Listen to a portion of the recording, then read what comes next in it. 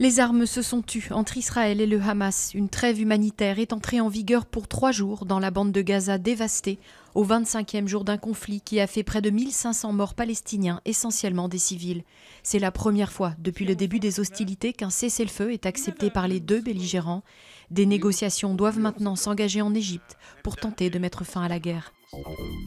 Un mystère digne d'un roman policier. Le 36 quai des Orfèvres, siège légendaire de la police judiciaire, a fait l'objet d'une perquisition après la disparition de plus de 50 kilos de cocaïne. C'est l'IGPN, la police des polices, qui enquête sur cette disparition inexpliquée. Saisie début juillet par la brigade des stupes, cette drogue avait été entreposée dans une pièce sécurisée et blindée. Toutes les hypothèses sont ouvertes, dont celle d'un vol, ce qui serait sans précédent.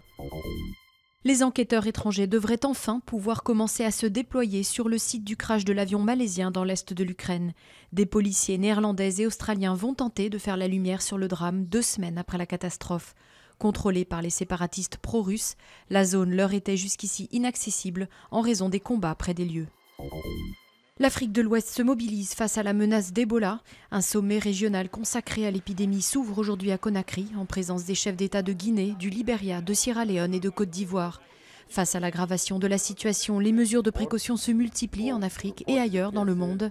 Jeudi soir, l'OMS a annoncé un plan d'urgence de 100 millions de dollars pour lutter contre la fièvre hémorragique qui a déjà fait plus de 700 morts. Il y a 100 ans était déclenchée la Première Guerre mondiale. Les clochers de France sonnaient le tocsin pour décréter la mobilisation générale.